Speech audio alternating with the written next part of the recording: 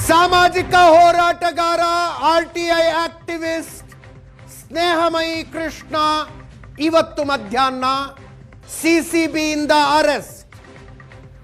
ಮುಡಾ ಕೇಸಿನ ದೂರುದಾರ ಸ್ನೇಹಮಯಿ Krishna arrest ಆಗಿದ್ದಾರೆ.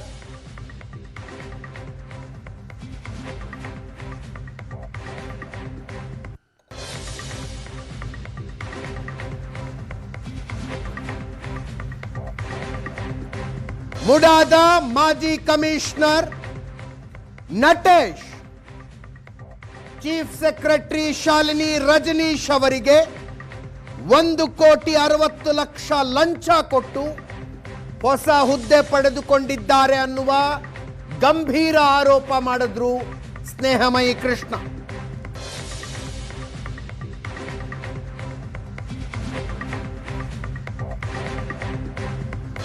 ಖಾದಿ ಮತ್ತು ಗ್ರಾಮೋದ್ಯೋಗ ಇಲಾಖೆಯ ಸಿಇಒ ಹುದ್ದೆ ಪಡೆಯೋದಕ್ಕೆ ನಟೇಶ್ ಲಂಚ ಕೊಟ್ಟಿದ್ದಾರೆ ಅನ್ನುವ ಆರೋಪವನ್ನ ಸ್ನೇಹಮಯಿ ಕೃಷ್ಣ ಮಾಡಿದ್ರು.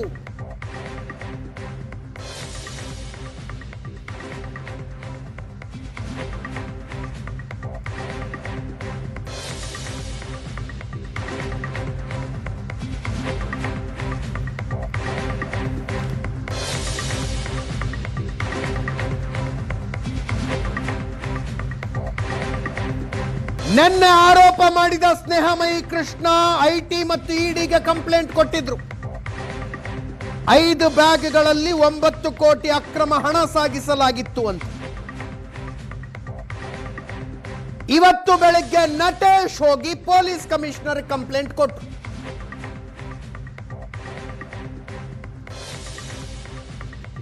ನಕಲಿ ಆರ್ಟಿಫಿಷಿಯಲ್ ಇಂಟೆಲಿಜೆನ್ಸ್ನ ಬಳಸಿಕೊಂಡು ಆಡಿಯೋಗಳನ್ನು ಸೃಷ್ಟಿ ಮಾಡಿ ತಮ್ಮ ಹೆಸರು ಕೆಡಿಸಲಾಗ್ತಾ ಇದೆ, ಸ್ನೇಹಮಯಿ ಕೃಷ್ಣ ಅರೆಸ್ಟ್ ಮಾಡಿ ಅಂತ ಕಂಪ್ಲೇಂಟ್.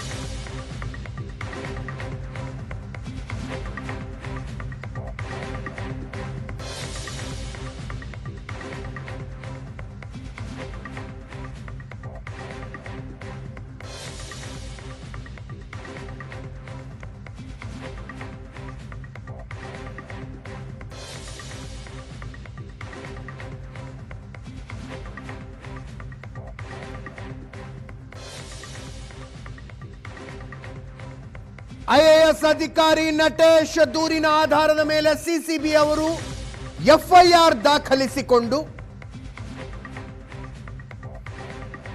ಸ್ನೇಹಮಯಿ ಕೃಷ್ಣರನ್ನು ಅರೆಸ್ಟ್ ಮಾಡಿದ್ದಾರೆ.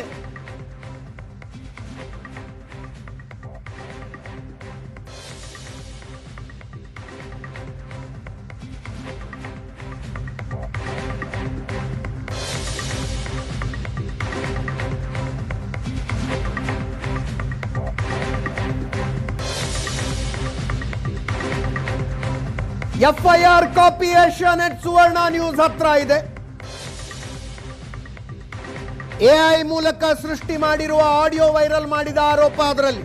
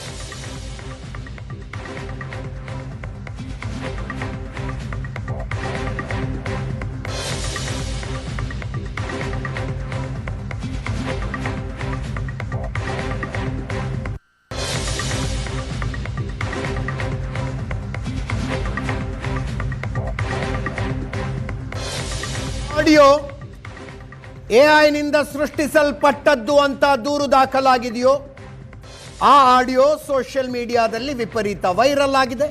ಕೇಳಿಸ್ಕೊಳ್ಳಿ. ಸ್ನೇಹಮಯಿ ಕೃಷ್ಣನ್ನ ಏನಾದ್ರು ಲಿಂಕ್ ಹಿಡಿದು ಒಂದು ಕನೆಕ್ಷನ್ ತಗೋಬೇಕಲ್ಲ, ನೇರವಾಗಿ 1 to 1. ಸ್ನೇಹಮಯಿ ಕೃಷ್ಣನ್ನ ಏನಾದ್ರು ಲಿಂಕ್ ಹಿಡಿದು ಒಂದು ಕನೆಕ್ಷನ್ ತಗೋಬೇಕಲ್ಲ, ನೇರವಾಗಿ 1 to 1. ಸ್ನೇಹಮಯಿ ಕೃಷ್ಣನ್ನ ಏನಾದ್ರು ಲಿಂಕ್ ಹಿಡಿದು ಒಂದು ಕನೆಕ್ಷನ್ ತಗೋಬೇಕಲ್ಲ, ನೇರವಾಗಿ 1 to 1. ಸ್ನೇಹಮಯಿ ಕೃಷ್ಣನ್ನ ಏನಾದ್ರು ಲಿಂಕ್ ಹಿಡಿದು ಒಂದು ಕನೆಕ್ಷನ್ ತಗೋಬೇಕಲ್ಲ, ನೇರವಾಗಿ 1 to 1. ಸ್ನೇಹಮಯಿ ಕೃಷ್ಣನ್ನ ಏನಾದ್ರು ಲಿಂಕ್ ಹಿಡಿದು ಒಂದು ಕನೆಕ್ಷನ್ ತಗೋಬೇಕಲ್ಲ, ನೇರವಾಗಿ 1 to 1. ಸ್ನೇಹಮಯಿ ಕೃಷ್ಣನ್ನ ಏನಾದ್ರು ಲಿಂಕ್ ಹಿಡಿದು ಒಂದು ಕನೆಕ್ಷನ್ ತಗೋಬೇಕಲ್ಲ, ನೇರವಾಗಿ 1 to 1. ಸ್ನೇಹಮಯಿ ಕೃಷ್ಣನ್ನ ಏನಾದ್ರು ಕೆಲವು ಸೆಕೆಂಡುಗಳ ಇದೆ ಆಡಿಯೋ. ಇದರಲ್ಲಿ ಸ್ನೇಹಮಯಿ ಕೃಷ್ಣ ಅದು ಕನೆಕ್ಷನ್ ತಗೊಳ್ಬೇಕಲ್ಲ, 1 to 1 ಅಂತ ಹೇಳುವ ಧ್ವನಿ ನಟೇಶ್ದು ಅನ್ನುವ ಆರೋಪವನ್ನ ಸ್ನೇಹಮಯಿ ಕೃಷ್ಣ ಮಾಡ್ತಾರೆ.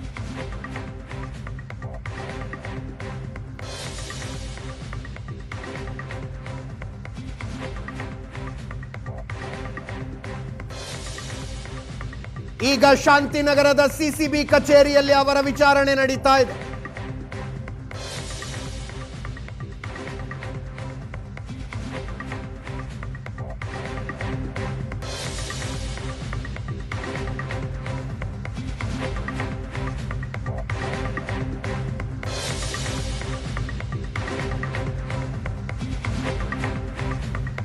ನಟೇಶ್ ಕೊಟ್ಟ ದೂರಿನ ಮೇರೆಗೆ ಸ್ನೇಹಮಯಿ ಕೃಷ್ಣರನ್ನ ಸಿಸಿಬಿ ಅರೆಸ್ಟ್ ಮಾಡಿದೆ. ಸದ್ಯಕ್ಕೆ ಶಾಂತಿನಗರ ಸಿಸಿಬಿ ಕಚೇರಿಯಲ್ಲಿ ವಿಚಾರಣೆ ನಡೀತಾ ಇದೆ.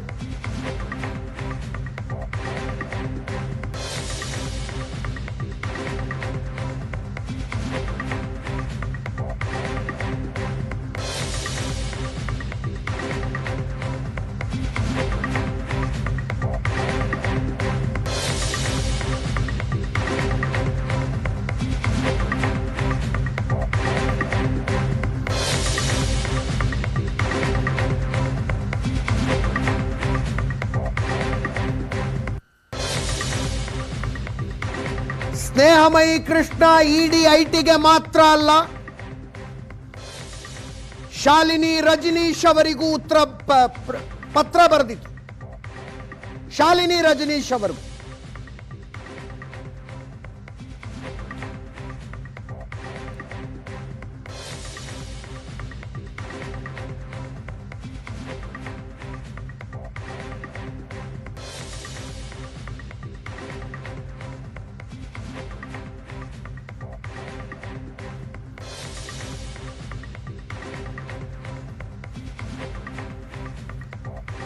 ಸ್ನೇಹಮಯಿ ಕೃಷ್ಣ ಅವರ ಪುತ್ರ ಅವರೊಂದು ಹೇಳಿಕೆ ರಿಲೀಸ್ ಮಾಡಿದ್ರು. ಸಿಸಿಬಿ ಅವರಂತ ಹೇಳಿ ನಮ್ಮ ತಂದೆಯನ್ನ ಕರ್ಕೊಂಡು ಹೋಗಿದ್ದಾರೆ. ಕರ್ಕೊಂಡು ಹೋದವ್ರು ಯಾರು ಅನ್ನೋದು ಗೊತ್ತಿಲ್ಲ. ಸಿಸಿಬಿ ಅವರಿಗೆ ಕೇಳಿದ್ರೆ ನನಗೆ ಗೊತ್ತಿಲ್ಲ ಅಂತಿದ್ರು. ನಮ್ಮ ತಂದೆಯ ಪ್ರಾಣಕ್ಕೇನಾದ್ರೂ ಹೆಚ್ಚು ಕಡಿಮೆಯಾದರೆ ರಾಜ್ಯ ಸರ್ಕಾರವೇ ಹೊಣೆ ಅನ್ನುವ ಹೇಳಿಕೆಯನ್ನ ಬಿಡುಗಡೆ ಮಾಡಿದ್ರು ಸ್ನೇಹಮಯಿ ಕೃಷ್ಣ ಅವರ ಪುತ್ರ. ಅದರ ಬೆನ್ನಿಗೆ ಸಿಸಿಬಿಯಿಂದ ಒಂದು ಸ್ಪಷ್ಟೀಕರಣ ಬಂದಿದೆ.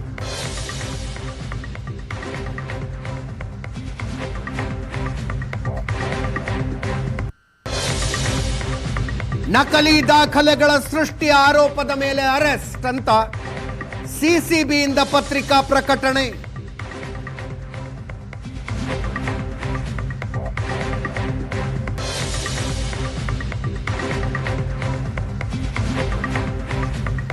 ಕೇವಲ ಸ್ನೇಹಮಯಿ ಕೃಷ್ಣ ಅವರನ್ನು ಬಂಧಿಸಿದ್ದು ಮಾತ್ರ ಅಲ್ಲ,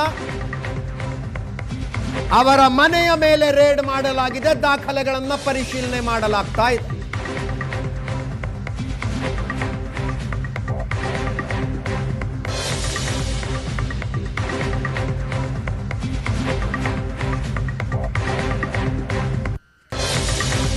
ಸಿಸಿಬಿಯಿಂದ ಪತ್ರಿಕಾ ಪ್ರಕಟಣೆಯನ್ನು ನಮ್ಮ ಸ್ಕ್ರೀನ್ ಮೇಲೆ ನೀವು ನೋಡ್ತಾ ಇದ್ದೀರಿ.